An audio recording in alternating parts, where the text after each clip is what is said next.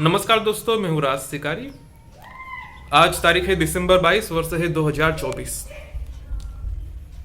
कुछ ही दिनों में बुरा साल खत्म हो जाएगा 2024 का और हम पहुंच जाएंगे 2025 में।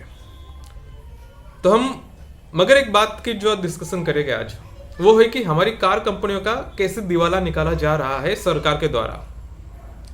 सरकार जानबूझ के ये कर रही है, सरकार को पता है, मगर शायद मोटी चमड़ी होने के कारण उन्हें इस बात का एहसास नहीं है कि एक आम आदमी कार कैसे खरीदता है। अगर कोई छोटी कार भी लेने जाओगे 6-7 लाख की, तो भी आदमी को फाइनेंस करवानी पड़ती है। इतनी खराब हालत है हमारे देश में।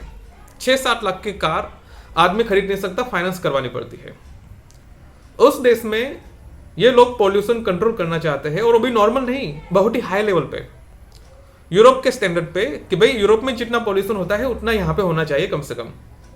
और उसके बाद भी इनकी अपेक्षा अभी खत्म नहीं हो रही है। ये कार कंपनियों को, ऑटोमोबाइल कंपनियों को और फोर्स कर रहे हैं कि अभी इससे भी और कम पॉल्यूशन करो, जबकि कार कंपनी ने बता दिया है कि भाई इससे कम नहीं हो सकता। और ये लॉजिकल सवाल है कि भाई अगर आपका व्हीकल फ्यूल पे चल रहा है, पेट्रोल, डीजल या सीएनजी पे, वो कुछ ना कुछ तो एमिशन करेगा ही ना। वो एकदम जीरो या न्यूट्रल नहीं हो सकता। मगर शायद इतनी बात हमारे नेताओं को समझ नहीं आ रही है। ऊपर से बकवास की जा रही है कि हम इथेनॉल मिलाएंगे, ये मिलाएंगे, ऐसा पेट्रोल देंगे जिससे कि पॉल्यूशन कम होगा। भाई होगा ही नहीं ना कम। पेट्रोल जलने से क्या कार्बन एमिशन नहीं होगा? होगा ही ना। मगर कहीं ना कहीं सरकार को ये बात पता है, इसलिए सरकार कारों को इतना महंगा कर रही है कि आम व्यक्ति खरीदे ही नहीं कार। और जो सरकारी ट्रांसपोर्ट है, पब्लिक ट्रांसपोर्ट है, उसकी तो हालत फटे हाल है। यानी कि सरकार ना तो ट्रांसपोर्ट ठीक करना चाहती है, ना तो आपको कार देना चाहती है। सरकार कुछ भी नहीं चाहती, आप रास्ते पे बैठे रहे, ये बस यही चाहती है सरकार। तो बात करते हैं कि कैसे सिस्टमेटिक रूप से ऑटोमोबाइल सेक्टर को बर्बाद किया जा रहा है। आप में से बहुत से लोगों को पता होगा कि हमारे देश में बहुत सारी ऑटोमोबाइल कंपनियां थी। जैसे कि बात करें जनरल मोटर्स, सेवरोलेट और फोर्ड अभी हाल ही में गई है। उसके बाद हार्ली डेविडसन भी चली गई है देश छोड़ के, और पता नहीं कितनी कंपनियां जाएगी देश छोड़ के। मगर कहने का मतलब यह है कि हमारे देश में अच्छी खासी कार कंपनियां थी, मगर एकाएक इन्हें प्रदूषण कंट्रोल करने का विचार आया और इन्होंने बहुत सारी कंपनियों को भगा दिया भारत में से। अब जो चीज प्रैक्टिकल है ही नहीं, वो कैसे होगी? ये कोई कागज पे साइन करने जैसा तो है नहीं कि वो ऑर्डर दे दिया, अब जैसे करना है करे, ना करना है ना करे। कोई प्रैक्टिकल प्रिंसिपल तो होना चाहिए ना कि कार्बन एमिशन कैसे कंट्रोल करे। कागज पे लिख के दे देने से, ऑर्डर जारी कर देने से क्या थोड़ी हो जाएगा? मगर ये चीज कैसे समझाए कोई? हमारे देश के जो नेता है, उनकी एक महीने की जो इनकम होती है ना, वो 4 लाख के आसपास होती है, और साल भर में लगभग आधा करोड़ के आसपास ले लेते हैं ये लोग अपनी इनकम में। ठीक है, बिना टैक्स के, एकदम जीरो टैक्स। साथ ही सुविधा भी मिलती है, तो पैसे खर्च करने की भी जरूरत नहीं पड़ती। ठीक है, तो इसलिए शायद इस देश के जो नेता लोग हैं, उन्हें इस बात का पता नहीं है कि एक आम व्यक्ति कैसे कार खरीदता है। अगर वो 6-7 लाख की भी कार लेने जाएगा तो उसे फाइनेंस करवाना पड़ता है, क्योंकि 6-7 लाख की भी कार लोग नहीं अफोर्ड कर पा रहे। अब वहां पे ये लोग BS5, BS6, BS7 लगा रहे हैं।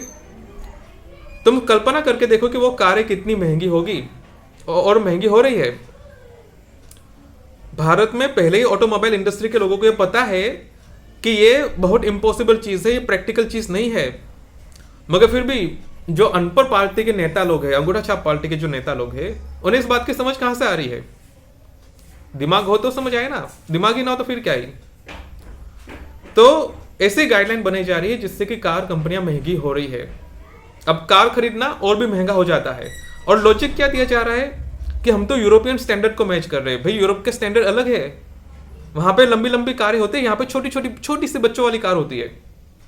अमेरिका में जाके देखो, वहां पे कितनी लंबी लंबी वैगन वगैरह कार थी, किंग्सवुड वगैरह, सेवरोलेट, किंग्सवुड, या फिर स्टेशन वैगन की बात करो या कोगर की बात करो। इतनी लंबी कार की एक कार में आप 8 से 9 लोग बिठा सकते हैं, इतनी लंबी कार।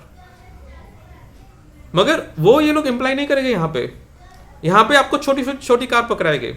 आपको पता होना चाहिए कि कार की लंबाई पे इन्होंने टैक्स रखा है कि 4 फीट की कार इतनी, 5 फीट की कार पे इतना टैक्स।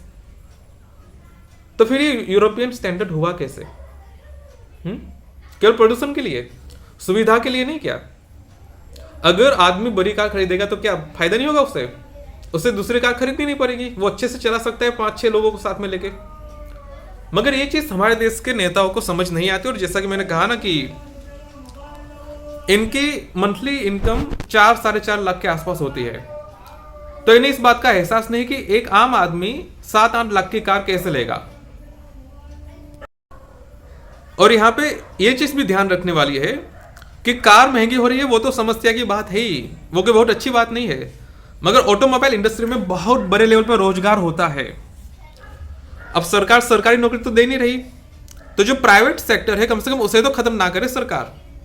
अगर कार कंपनियां बंद हो जाती है, कारें महंगी हो जाती है, लोग कार नहीं खरीदेंगे, तो उसका डायरेक्ट इफेक्ट समाज पे दिखेगा ना। आपके कितने लोग बेरोजगार हो जाएंगे ना, आपका इनकम टैक्स की व्यवस्था खराब हो जाएगी पूरी की पूरी। बहुत मोटी संख्या में लोग ऑटोमोबाइल सेक्टर में काम करते हैं, मगर सरकार डेलिबरेटली ऑटो सेक्टर को बर्बाद कर रही है। और जैसा कि मैंने कहा, इन्हें तो महीने के 4 लाख मिल जाते हैं, तो फिर इन्हें आम लोगों की चिंता करने की कोई जरूरत नहीं होती। ये चीज आपको समझनी पड़ेगी। और यही बात एक आम व्यक्ति की, आम व्यक्ति के लिए ऑटोमोबाइल सेक्टर खराब होना या बंद होना बहुत ही खतरनाक चीज है, पूरे देश की इकोनॉमी के लिए खतरनाक है ये चीज। मगर नेता लोग ये समझे तो ना। और जैसा कि भाई साहब ने कहा है, आपने इंटरव्यू में देखा होगा, भाई साहब ने कहा है कि मैंने 40 साल भीख मांग कर खाना खाया है, 40 साल भीख मांग कर खाना खाया है। हालांकि वो बता नहीं पाते कितने साल से कहां तक। और ये आदमी ऐसा ही है, उसके सर पे कोई जिम्मेदारी नहीं है, वो जिम्मेदारी लेना ही नहीं चाहता, शुरू से ही वो जिम्मेदारी से भागता आया है। ये जो आदमी है जो कहता है कि वो 40 साल भीख मांग कर खाया है, उस आदमी ने कभी रिस्पॉन्सिबिलिटी नहीं ली है, वो हमेशा भागता फिरता है रिस्पॉन्सिबिलिटी से।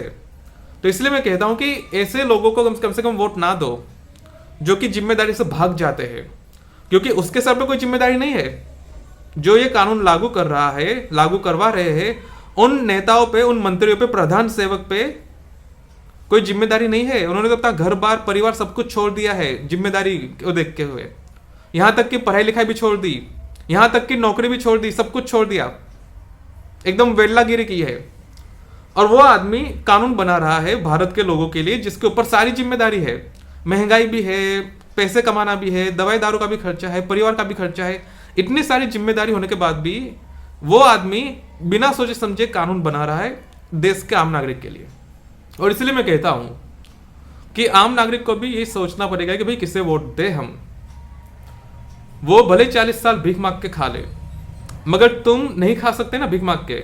हमारी सेल्फ रिस्पेक्ट है, उसकी सेल्फ रिस्पेक्ट भले ना हो। तो अगर तुम ऐसे आदमी को वोट देते हो जो कहता है कि भाई मैं तो 40 साल भीख मांग कर खाया हूं, तो वो तुम्हें भी यही देखता है फिर। ठीक है, वो भले मांगे हो या ना मांगे अलग बात है, उसकी अपनी इच्छा की बात है, मगर कल तुम्हें कटोरा लेके बाहर ना घूमना पड़े, ये देख लो, तुम्हें भीख ना मांगनी पड़े। और इसमें भी हैरानी की बात यह है कि केवल तुम बर्बाद नहीं होगे, अगर ऑटो सेक्टर डूबता है, ऑटो सेक्टर बर्बाद हो जाता है, तो तुम्हारी तो नौकरी जाएगी, तुम्हारी अर्थव्यवस्था खराब हो जाएगी, तुम बेघर हो जाओगे, मगर साथ में तुम्हारा पूरा परिवार भी फुटपाथ पे आ जाएगा। ठीक है, तो ऐसे नेताओं को वोट ना ही दे जो 40 साल तक भीख मांग कर खाते हैं, क्योंकि उन्हें पता ही नहीं कि पैसे कैसे कमाए जाते हैं, नौकरी कैसे की जाती है, घर परिवार कैसे मेंटेन किया जाता है, उन्हें पता ही नहीं है ये चीज। अगर फिर भी आप वोट देते हैं तो फिर तैयार रहना बेरोजगारी के लिए। ऑटो सेक्टर बंद होने आया है। इस साल का स्टैटिस्टिक देख लो, 2024 में बहुत ही घटिया परफॉर्मेंस है। यहां तक कि दिवाली में भी कार नहीं बिकी है, दिवाली में भी कार पड़ी रहती है शोरूम के अंदर, कोई खरीदने वाला नहीं है। और इसलिए मैं कहता हूं सोच समझ के वोट देना चाहिए, वरना कल ये नेता का तो कुछ नहीं जाने वाला, उसे तो महीने के 4 लाख मिल जाएंगे। ठीक है, मगर एक आम नागरिक है जो कि साल के लगभग मुश्किल से 2-3 लाख कमा पाता है, वो फुटपाथ पे जरूर आ जाएगा। और तुम फुटपाथ पे आ जाओगे तो भी नेता को कोई फर्क नहीं पड़ेगा, वो बस यही कहेगा कि अच्छे दिन के लिए वोट दे दिया करो हमें। वोट दोगे, 5 साल तक गायब, 5 साल के बाद वापस आएगा, तब तक तुम फुटपाथ पे पहुंच चुके होगे। ठीक है, तो ये लॉजिक है। हमारी जो कार कंपनियां है उसे बचाना पड़ेगा। यहाँ पे जो स्टैंडर्ड लगाए जा रहे हैं यूरोप के, कि भाई यूरोप का स्टैंडर्ड लगाए, अमेरिका का स्टैंडर्ड लगाए, वहां की पर कैपिटा इनकम देखो ना, वहां पे लोग 50 लाख की कार खरीद सकते हैं। यूरोप के लोग, जर्मनी के लोग, यूके के लोग 50 लाख रुपए की कार खरीद सकते हैं कार्बन एमिशन कम करने वाली, मगर भारत का आम नागरिक 50 लाख की कार नहीं खरीद सकता। तो यूरोप में जो 50 लाख की कार बिक रही है वो भारत में 50 लाख की बेचोगे तो यहां कोई खरीदने वाला नहीं है। तो ये जो बकचोदी होती है, बकेटी होती है कि हमें तो यूरोपियन स्टैंडर्ड लागू करना है, ये केवल डेथ वारंट है हमारी ऑटोमोबाइल कंपनियों के लिए, डेथ वारंट। और बहुत सारी कंपनियों को पता भी है कि बहुत खतरनाक है, मगर बोलने की हिम्मत होनी चाहिए ना किसी के अंदर। और जिसमें हिम्मत नहीं वो बंद करके जा रहे हैं, नुकसान उठा रहे हैं, घाटा उठा रहे हैं। टाटा मोटर्स को देख लो, उनका शेयर 38% गिर चुका है पिछले 2-3 महीनों में। 38%, इतनी बड़ी कंपनी, इतनी पुरानी कंपनी टाटा मोटर्स। तो ये हालत है। जब देश की कंपनियों की ये हालत है तो फिर बाहर वाली कंपनी तो आपके देश में रहेगी ही नहीं। फिर यही नेता लोग चिल्लाते हैं कि फॉरेन इन्वेस्टमेंट हो नहीं रहा, इकोनॉमी चल नहीं रही, बेरोजगारी बढ़ रही है। अरे जब तुम करोगे ऐसा तो होगी ना ऐसा। क्या लोगों को बेवकूफ बना रहे हो? जैसे लोगों को तो पता ही नहीं है। खुद सब कुछ करना है, खुद सब कुछ बर्बाद करना है और कहना है कि भाई पता नहीं क्यों नहीं हो रहा, क्यों नहीं हो रहा। इतना मुश्किल है क्या समझना? तो ये सब चीजें हैं। आने वाले समय में ऑटोमोबाइल सेक्टर में बहुत खतरनाक चीजें होगी। रोजगार के चक्कर से, परिवार के हिसाब से, फाइनेंस के हिसाब से बहुत खराब हालत आने वाली है। बहुतों को निकाला भी जाएगा। तुम में से जो वीडियो देख रहे हैं और अभी भी चिल्ला रहे हैं भाजपा भाजपा, तुम में से कितनों की नौकरी जाने वाली है ऑटोमोबाइल सेक्टर से अगर ये सरकार रह गई तो। समझे? क्योंकि जो BS5, BS6, BS7 लगा रहे हैं, ये एक डेथ वारंट है ऑटोमोबाइल कंपनियों का। और ये जब तक रहेगा तब तक देश खतरनाक रूप से बर्बाद हो जाएगा। बर्बाद ही होगा और क्या। BS7 मीट करना बहुत मुश्किल है। और ऊपर से इन्होंने गाइडलाइन बना दी कि भाई इतने साल के बाद कार वगैरह आप चला नहीं सकते, फुटपाथ पे जब्त कर लिया जाएगा आपके कार वगैरह को। तो ये है, दुनिया इन नेता के हिसाब से नहीं चलती, दुनिया आप या मेरे हिसाब से चलती है, एक आम नागरिक के हिसाब से चलती है। समझे? इसीलिए बेवकूफ़ी में जाके वोट मत दे आओ, सोच समझ के वोट दो। तो आशा करता हूँ कि समझ आ गया होगा। आने वाला समय हमारे ऑटोमोबाइल इंडस्ट्री के लिए बहुत ही खतरनाक होगा और देश के बेरोजगार लोगों के भी लिए, क्योंकि अगर कार नहीं बनेगी तो कार के आसपास जितने भी 50-100 बिजनेस है वो भी खत्म हो जाएंगे। इसलिए कार बने रहना जरूरी है, कार चलती रहे उसका भी जरूरी है। नेता लोग भले ना समझे, मगर मैं चाहता हूं कि देश के लोग समझे, बात वहीं पूरी हो जाती है। सो इट इज मी राज शिकारी साइनिंग ऑफ।